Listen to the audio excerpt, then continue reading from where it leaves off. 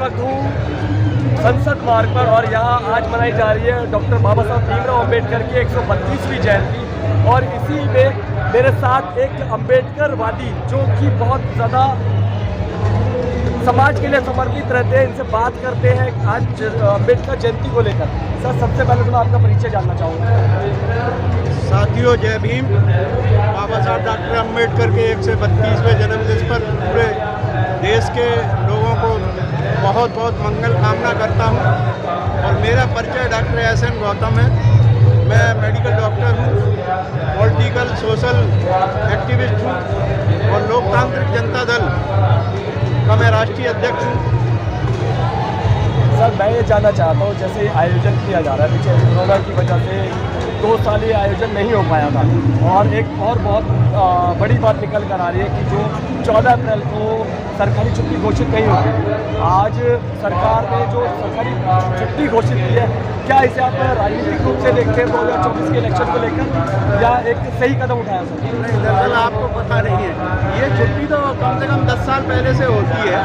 14 अप्रैल की छुट्टी लगभग 10 साल पहले से शुरू हो गई थी। शीला दीक्षित जी ने अपने समय में शुरू की थी। आज ऐसा कोई इसका राजनीतिक महत्व नहीं है। किसी भी चीज़ का राजनीतिक महत्व निकालना एक अपनी चतुराई होती है, लेकिन बाबा साहब डॉक्टर अम्बेडकर का जन्मदिन मनाने के लिए जो छुट्टी दी जा रही है राष्ट्रीय स्तर पर, ये बाबा साहब के प्रति और भारत के उन लोगों के प्रति जिन्होंने देश को आज़ाद कराने के साथ साथ मानवता को जो आज़ाद कराने का काम किया, उनके सम्मान में ये छुट्टी की जा रही है। और इससे लोगों को परिचित होना चाहिए।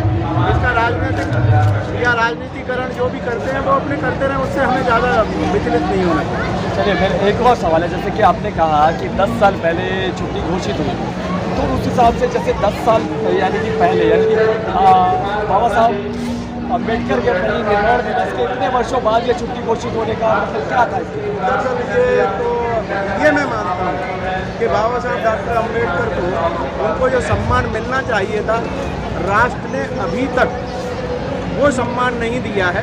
और इसके लिए मैं तहे दिल से इस बात को मैं कहना चाहूँगा कि प्रधानमंत्री जी चाहे कैसे भी किसी भी मानसिकता पर काम करते हों, लेकिन आज मैं नरेंद्र मोदी जी को इस बात के लिए बहुत साधुवाद देता हूँ कि उन्होंने बाबा साहब डॉक्टर अम्बेडकर को संसद के बीच 2 दिन बहस करवा के पूरी आम जनता को ये बताया कि संविधान क्या है, और उसको बनाने वाले डॉक्टर BR अम्बेडकर हैं। और उन्हें इस नाम से उन्होंने स्थापित किया कि फादर ऑफ द कॉन्स्टिट्यूशन, जो भारत के संविधान के निर्माता बाबा साहब डॉक्टर अम्बेडकर हैं। इसके लिए मैं उन्हें बहुत बहुत साधुवाद देता हूं। तो उन्होंने अपने आते ही जो पहला काम किया वो उनका सही काम था, इसकी हमें प्रशंसा करनी चाहिए। तो सर, एक ऐसे ही एक और अहम सवाल है मेरा कि बाबा साहब डॉक्टर भीमराव अम्बेडकर को उनके परिनिर्वाण के इतने सालों बाद जाकर भारत रत्न से सम्मानित किया गया, तो उसमें इतने वर्ष क्यों? मैंने कहा ना कि ये लोगों की अपनी अपनी मानसिकता है, लेकिन जब नेता जो बाबा साहब डॉक्टर अम्बेडकर को असली समझने वाले थे, माननीय VP सिंह जी, उन्होंने इस बात को महसूस किया और उन्होंने भी अपने पहले ही आते ही बाबा साहब को भारत रत्न दे करके बाबा साहब को ही नहीं, देश के उन गरीबों को सम्मान प्रदान किया जो मानवता में विश्वास रखते हैं। मैं एक और प्रश्न है मेरा, जैसे कि आपने मोदी जी की प्रशंसा करते हुए कहा कि उन्होंने संविधान को लोगों के समक्ष रखा, तो कई लोगों का तो कहना है मोदी जी धीरे धीरे संविधान को ये मनुवादी लोग सरकार जो है मनुस्मृति के हिसाब से चलाने वाली है, इस विषय में क्या? देखिए, इसे कहते हैं राजनीतिकरण। आपने एक प्रश्न किया और मैंने एक अच्छी बात जो भी मोदी जी ने की थी उसका मैंने जवाब दिया, लेकिन वही सवाल ये हो जाता है कि आप मोदी जी की प्रशंसा कर रहे हैं। मैं प्रशंसा नहीं करता, मैं उनके का फॉलोवर नहीं बन रहा, क्योंकि उनकी जो काम करने की जो तरीका है वो बहुत ही, मैं समझता हूँ, संविधान विरोधी स्थिति में आ चुका है। और ऐसे में उन्हें अपने आप को संभालना चाहिए और संविधान की क्या क्या जिम्मेदारियाँ हैं सिर्फ कहने से नहीं, प्रधानमंत्री रहते हुए उन्हें लागू करना चाहिए। और उसको सबसे पहले अगर लागू करना है तो इस संविधान को बचाने के लिए जिसकी सबसे बड़ी जिम्मेदारी है वो हमारी सुप्रीम कोर्ट है। और सुप्रीम कोर्ट की न्यायपालिका में अगर आप प्रतिनिधित्व नहीं देते हैं तो ये संविधान के प्रति अन्याय होता है। इसलिए मैं चाहूँगा कि बाबा साहब डॉक्टर अम्बेडकर के आज जन्म दिवस पर पुनः आप सबके माध्यम से मैं भारत सरकार से ये निवेदन करना चाहूँगा कि भारत की न्यायपालिका में, सुप्रीम न्यायपालिका में, सुप्रीम कोर्ट और हाई कोर्ट में अनुसूचित जाति, जनजाति, पिछड़े वर्ग और अल्पसंख्यक वर्ग का प्रतिनिधित्व उनकी जनसंख्या के आधार पर सुनिश्चित किया जाए, इसकी परंपरा बनाई जाए। आपने रिजर्वेशन बनाए या न बनाए, लेकिन परंपरा अपनी तैयार कर लेना चाहिए। सर, उत्तर प्रदेश में योगी आदित्यनाथ की सरकार ने अभी जल्द ही बोले हैं कि उत्तर प्रदेश में मनुस्मृति लागू होगा और कहीं कहीं बाबा साहब की अम्बेडकर की जयंती मनाने के परमिशन भी नहीं मिला है। क्या कहेंगे इस विषय में? देखिए, मैंने कहा ना, दुष्ट अपनी दुष्टताएं नहीं छोड़ता है। अब वो उनका काम होगा, अगर वो दुष्ट हैं तो दुष्टता का काम करेंगे। रही हमारी बात, हम सदियों से अत्याचार को सहते हुए आज तक पहुँचे हैं।